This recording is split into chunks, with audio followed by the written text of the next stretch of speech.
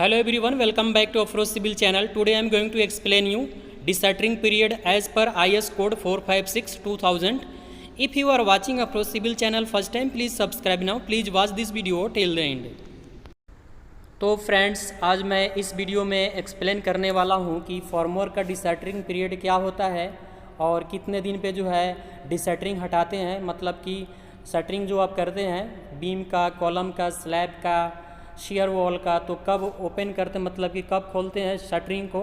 तो इस वीडियो में जो है आपको मैं पूरा एक्सप्लेन करने वाला हूँ स्टेप वाइज। तो यदि आप मेरे चैनल पे नए हैं तो इस चैनल को सब्सक्राइब करें और बेल आइकन को दबा के रखें, ताकि जो है जब भी मैं इस तरह का वीडियो अपलोड करूँ तो आपको नोटिफिकेशन मिलता रहे। तो चलिए वीडियो शुरू करते हैं।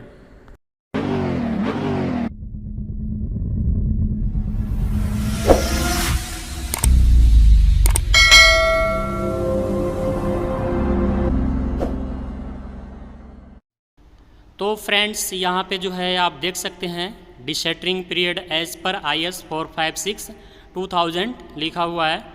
ठीक है, तो जो है आपके पास IS कोड होना चाहिए। आप जो है नेट से डाउनलोड कर लेंगे PDF और उसको ओपन करेंगे तो देखेंगे यहाँ लिखा हुआ रहेगा क्लॉज 11.3 स्ट्रिपिंग टाइम और रिमूवल टाइम। पेज नंबर जो है 25 पे मिलेगा आपको। तो जो भी सिविल इंजीनियर है उनके पास जो है ये IS कोड होना चाहिए और उनको पढ़ना चाहिए। पढ़ने से जो है बहुत सारा जो है आपको पॉइंट पता चलेगा। ठीक है, तो चलिए जो है आपको IS कोड ओपन करके दिखाता हूँ। तो यहाँ पे जो है लिखा हुआ है plains and reinforced concrete code of practice. ठीक है, ये 4th रिवीजन है और जो है ये आप डाउनलोड करके अपने पास रखेंगे।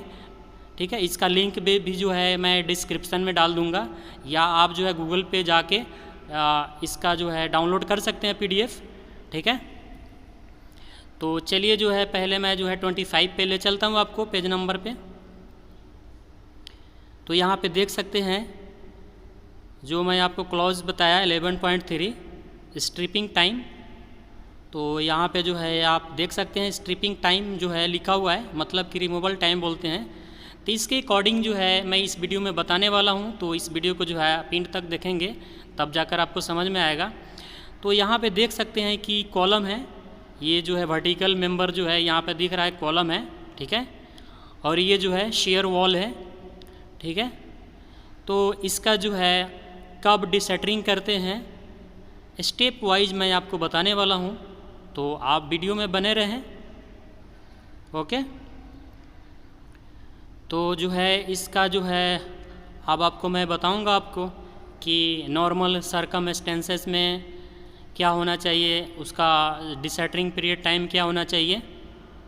तो यहाँ पे जो है कुछ पॉइंट यूज होगा उसमें, जब मैं बताऊंगा कि सॉफिट क्या होता है, प्रॉप्स क्या होता है, बीम साइड क्या होता है। तो यहाँ पे देख सकते हैं कि सॉफिट जो है जो बीम होता है, बीम बॉटम में जो आप प्लाई लगाते हैं उसके नीचे जो हॉरिजेंटल मेंबर जो सपोर्ट के लिए लगाते हैं उसको सॉफिट बोलते हैं। ठीक है, तो जो है प्लाई है, उसके बाद हॉरिजेंटल मेंबर है, वो जो भी पॉइंट ये जो होते हैं ये सॉफिट बोलते हैं। उसके बाद जो है जो बीम में जो है वर्टिकल जो है आउटर साइड जो होता है ये बीम साइड होता है। ठीक है, तो जो है अब मैं जो है आपको बताऊंगा कि प्रॉप्स क्या होता है। प्रॉप्स बताऊंगा जो आप साइड पे जो है जैक बोलते हैं। तो देख रहे हैं यहाँ पे जो है जो वर्टिकल मेंबर लगा हुआ है, सपोर्ट लगा हुआ है, जिस पे जो है बीम का जो सॉफिट है, जो सपोर्ट था हॉरिजॉन्टल सपोर्ट जो रेस्ट कर रहा है ये प्रॉप्स पे। ठीक है, और स्लैब का जो है जो शटरिंग हुआ है, तो ये प्रॉप्स जो है प्रॉपर आपको लगाना होता है। ठीक है, क्योंकि जो है कंक्रीट का जो है यूनिट वेट तो आपको पता ही है कि 2500 kg पर क्यूबिक मीटर होता है। तो ये लोड जो है सारे सपोर्ट पे आता है, तो इसलिए जो है आपको प्रॉपर सपोर्ट लगाना चाहिए। तो आप देख रहे हैं ये जो फिगर है, इस पे जो है ये मेरे साइड का जो फिगर है। तो इसमें क्या है कि ये फाइनल डिसेंटरिंग हुआ है उसका फ़ोटो है ये। अब जो है यहाँ पे मैं शुरू कर रहा हूँ कि इन नॉर्मल सर्कमस्टेंसेस में जो है डिसैटरिंग पीरियड क्या होना चाहिए। तो यहाँ पे जो है 3 कंडीशन है जो मैं आपको दिखा रहा हूँ। यहाँ पे जो है ऑर्डिनरी पोर्टलैंड सीमेंट है, जो आप जिस का जो है डिसैटरिंग करने वाले हैं उस कंक्रीट में जो है ओपीसी सीमेंट यूज हुआ होना चाहिए, और वहाँ पे जो है टेम्परेचर जो है 15 डिग्री सेल्सियस से कम नहीं होना चाहिए। उसके बाद जो है उस कंक्रीट में जो है प्रॉपर क्यूरिंग होना चाहिए। ये जो है मेनली डिपेंड करता है टाइप्स ऑफ सीमेंट पे, ratio of mix concrete mix पे, वेदर कंडीशन पे डिपेंड करता है डिसैटरिंग पीरियड। ठीक है,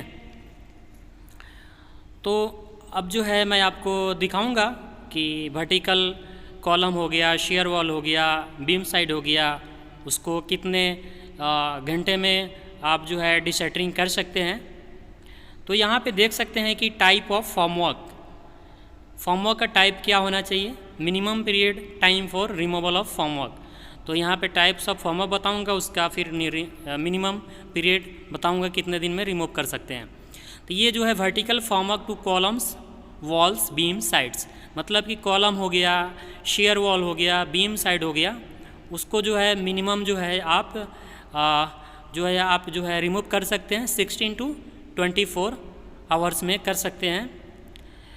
इसके लिए जो है मैं आपको बताया था कि ये डिपेंड करता है वेदर कंडीशन पे। अगर आप जो है वहाँ का टेम्परेचर जो है बहुत कम है, 15 डिग्री सेल्सियस से कम है, बहुत कम है, मतलब कि कोल्ड वेदर कंडीशन में है, तो वहाँ 48 आवर्स के बाद जो है आप डिसैटरिंग कर सकते हैं। तो यहाँ पे जैसे आपको बताया था कि अभी जो है कि column, share wall, beam sides के लिए 16 to 24 आवर्स के बाद आप रिमूव कर सकते हैं। अब जो है मैं आप बताने वाला हूँ कि सॉफिट जो है स्लैब से जो है कब आप हटाएंगे, कितने दिन में हटाएंगे। ठीक है, तो soffit formwork to slab props to be refixed immediately after removal of formwork. Soffit हटाएंगे और उसके जस्ट जो है आप फॉर्मवर्क को प्रॉप्स को जो है रिफिक्स करेंगे। ठीक है, तो ये स्लैब से आप सॉफिट को हटा लेंगे, मतलब कि शटरिंग जो प्लाई लगाए रहेंगे और हॉरिजॉन्टल जो सपोर्ट लगाए रहेंगे उसको हटा के, और जो है इमीडिएटली जो है आपको प्रॉप्स को रिफिक्स करना है। और कितने दिन में करना है ये भी मैं अभी आपको बताने वाला हूँ। तो ये अभी स्लैब के लिए बता रहा हूँ, ये आफ्टर 3 डेज, कम से कम 3 दिन में आपको हटाना है वहाँ से। ध्यान रहे कि अभी जैक के लिए नहीं बोल रहा हूँ, जैक नहीं हटाना है, आपको सॉफिट हटा के और जैक को फिर वापस लगा देना है। ठीक है, ये स्लैब के लिए था। अब आ गया बीम के लिए। Soffit formwork to beam props to be refixed immediately after removal of formwork. तो बीम से जो है बीम बॉटम में जो आप सॉफिट लगाएंगे उसको हटा के इमीडिएटली जो है प्रॉप्स को लगाना है। ये कम से कम 7 दिन में होना चाहिए। ठीक है, ये बीम के लिए बताया आपको। अब जो है अब प्रॉप्स का मैं बता रहा हूँ। ठीक है, इससे पहले अभी आपको बताया था सॉफिट के लिए आप प्रॉप्स कब हटाना है। अगर जो है प्रॉप्स जो है स्पेन जो है स्लैब का जो स्पेन है 4.5 मीटर तक है, तो उसको आप 7 डेज के बाद आप हटा सकते हैं, वहाँ से प्रॉप्स हटा सकते हैं। ठीक है, अगर 4.5 मीटर से कम है स्लैब का जो स्पेन है, beam to beam, inner beam to inner beam तक जो है, जब आप जो है एक बीम से दूसरे बीम तक जो है पैनल का साइज जो है अगर जो है 4.5 मीटर तक तो है, तो आप 7 डेज के बाद हटा सकते हैं। अगर स्पेन जो है स्लैब का जो स्पेन है 4.5 मीटर से अगर ज़्यादा है, तो आप आफ्टर 14 डेज के बाद हटा सकते हैं वहाँ से प्रॉप्स। जैक को आप 14 दिन के बाद हटाएंगे। ठीक है, अब जो है बीम से जो प्रॉप्स कब हटाना है, बीम हो गया और आर्चेज हो गया, जो आर्च होता है बीम होता है। तो इसके लिए क्या है कि बीम का जो स्पेन है 6 मीटर तक अगर है, ठीक है, बीम का स्पेन जो है 6 मीटर तक है, तो आप जो है वहाँ से प्रॉप्स को 14 दिन के बाद हटा सकते हैं।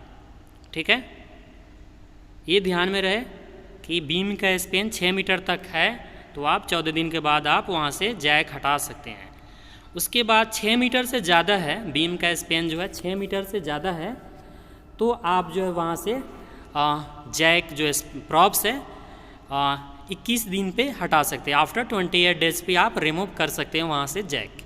ठीक है, तो ये था कुछ कंडीशन था जो आपको डिशटरिंग का टाइम पीरियड बताया है कि कितने दिन में किसका डिशटरिंग होना चाहिए। यहाँ पे जो है लिखा हुआ है for other cements and lower temperature the stripping time recommended above may be suitably modify. मैं आपको पहले भी बता दिया था कि सीमेंट के टाइप पे डिपेंड करता है और टेम्परेचर पे।